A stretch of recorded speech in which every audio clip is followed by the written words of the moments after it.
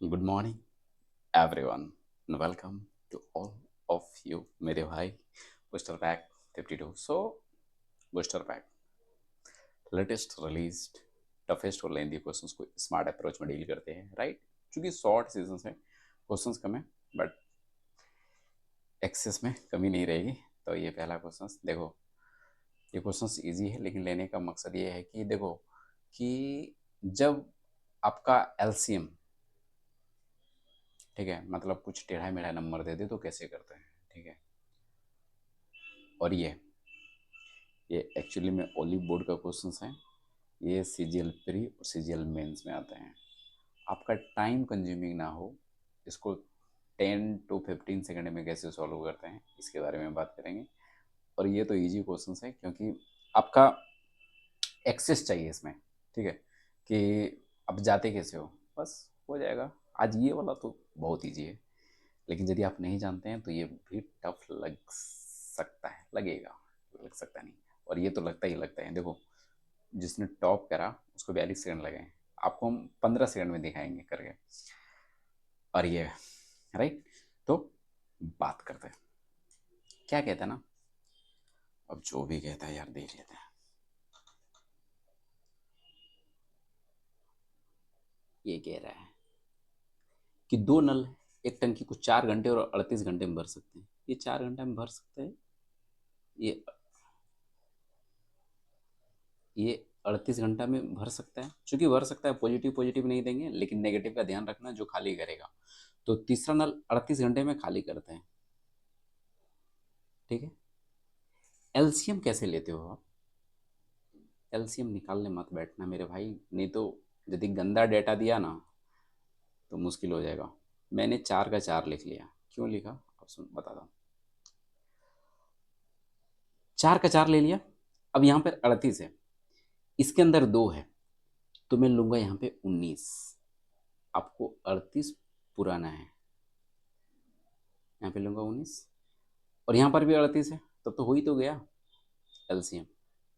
19 चौक 76, यानी 4 से, यानी इसकी एफिशिएंसी आ जाएगी आपके, क्या हो रहा है यार,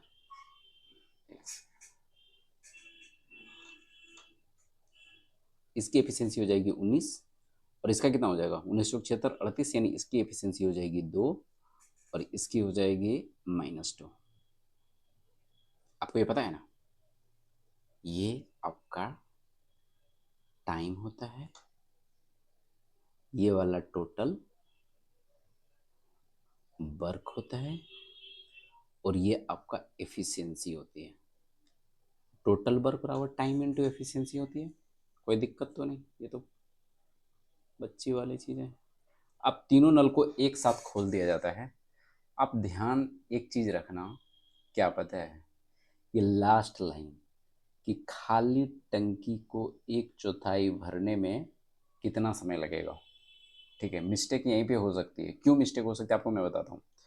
तीनों तीनों टंकी को खोला आपने, 19 + 2 21, 21 - 2 19, यानी टोटल एफिशिएंसी मेरे पास कितना है। अब टोटल एफिशिएंसी बोलोगे, ये तो 19 है मेरे पास, ठीक है।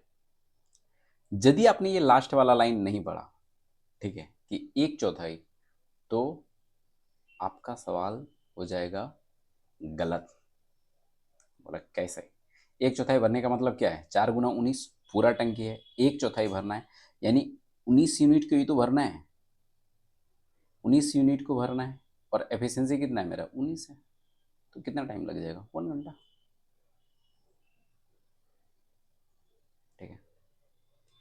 जब सवाल आपसे टफ पूछा जाएगा ना, तो एलसीएम निकालने में आपका टाइम लगेगा, ठीक है। तो इस तरह का यदि आप एलसीएम सेट करना जान गए तो आपका आराम से काम हो जाएगा। लास्ट वाली लाइन को जरूर पढ़ना, नहीं तो डेफिनेटली फंस जाओगे। और ऑप्शंस में 4 इसने दे रखा है, देख लो, ऑप्शंस में 4 दे रखा है, तो फंस सकते हैं, इसलिए लास्ट लाइन को डेफिनेटली पढ़नी है, राइट। अगले क्वेश्चंस पे चलते हैं। देखो, आपके पास इसने क्या किया कि 2 डाइस दे रखा है। देखो, डाइस ये एक ही है, लेकिन ये क्या है ना कि एक मतलब 2 साइड से दिखलाया गया है, ठीक है। तो डाइस पता है 1 से लेकर 6 तक संख्या होती है। तो इसका ये कहना है कि जब हम इसको खोलेंगे मतलब एक ही डाइस है तो, और इसको खोलेंगे तो ये कौन सा प्राप्त होगा, मतलब ये वाला प्राप्त होगा, ये 2 प्राप्त होगा, 3 प्राप्त होगा कि 4 प्राप्त होगा। ठीक, सुनना सिर्फ ध्यान से, ठीक है। एक बात बताओ, जब आप पहला डाइस देख रहे हैं तो आपको क्या दिख रहा है? 1 दिख रहा है, 6 दिख रहा है, 2 दिख रहा है, 5 दिख रहा है, 3 दिख रहा है, 4 दिख रहा है। इसी के बेस पे आपको कंपेयर करना है। ओके, आपको क्या लगता है एक के अपोजिट में 2 या 6 हो सकता है क्या? नहीं हो सकता, क्योंकि ये सामने दिख रहा है तो ये अपोजिट हो ही नहीं सकते।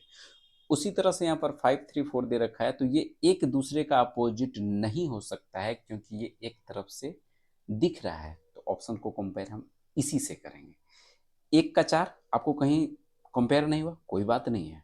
5 का 3 से कंपेयर हो रहा है। देखो अपोजिट इसी तरह से होता है ना, कि 1 का अपोजिट ये होता है 4, और 5 का अपोजिट ये होता है 3, और ये 6 का अपोजिट ये इस तरह से ही सेटअप होता है।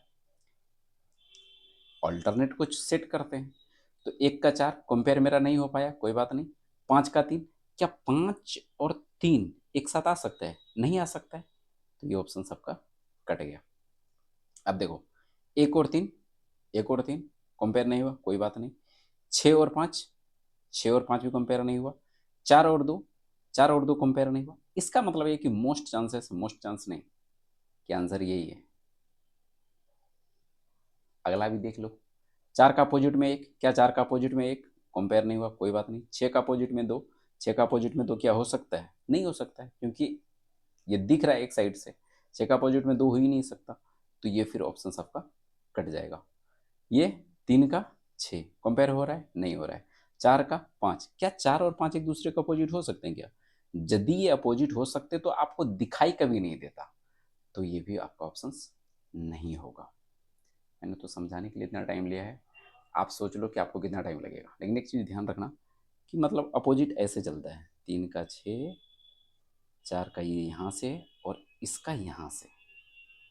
माइंड में थोड़ा सेटअप कर लेंगे और यहाँ से कंपेयर करेंगे, आप डेफिनेटली आंसर तक चले जाओगे।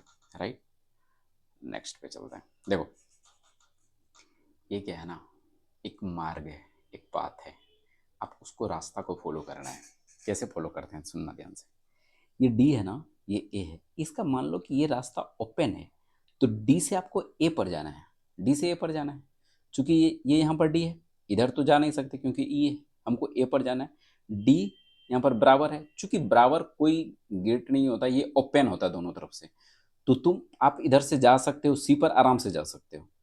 आप बी पर भी आप जा सकते हो, क्योंकि यहाँ पर एक गेट ओपन है, मतलब जो मुंह खुला है, तो आप उससे होकर जा सकते हैं, लेकिन अपोजिट में रहेगा तो आप नहीं जा सकते। ठीक है, यही इसका कॉन्सेप्ट है। तो बी पर भी जा सकते हो, और आप यहाँ पर ए पर भी जा सकते हो। लेकिन ध्यान रखना कि ये जो चिन्ह है ना, ये ठीक है, जो ये गेट है जाने का, जिसको कि आप लेस देन बोलते हो, तो ध्यान रखना कि डी से यदि हम ए पर जाएंगे तो कम से कम आपका ये वाला ए गुत होना ही चाहिए, तभी आप जा सकते। यदि मान लो ये ऐसा रहता तो वो गलत हो जाता। ठीक है, तो ये पहला, आप आराम से जा सकते हो। आपको ई से सी पर जाना है, ई से सी पर जाना है, कोई दिक्कत नहीं। ई से डी पर आप आराम से जा सकते हो, चले गए। और एक चीज, आपका ये वाला रास्ता कॉमन दिखना चाहिए जो यहाँ पर है, एक तो कम से कम एक होना चाहिए। तो ई से डी पर चल गए, और चूंकि बराबर कोई गेट नहीं माना जाता है, तो डी से आप सी पर आराम से चल जाओगे, तो क्या हो जाएगा, ये भी सही हो जाएगा। तो दोनों निष्कर्ष आपका सत्य है। ध्यान क्या रखना है इसमें, गेट का ख्याल रखना है, और मिनिमम एक चीज़ तो कॉमन होना चाहिए, जो ये सिंगल वाला गेट दिख रहा है। लेकिन यदि लेस इक्वल या ग्रेटर इक्वल का मार्ग है तो सारे में होना चाहिए। राइट, इस चीज़ का ध्यान रखनी है आपको। तो आज का ये लास्ट क्वेश्चंस, इसके साथ ही सेशंस को एंड करते हैं मेरे भाई, और मिलते हैं अपकमिंग सेशंस में। तब तक के लिए जय हिंद।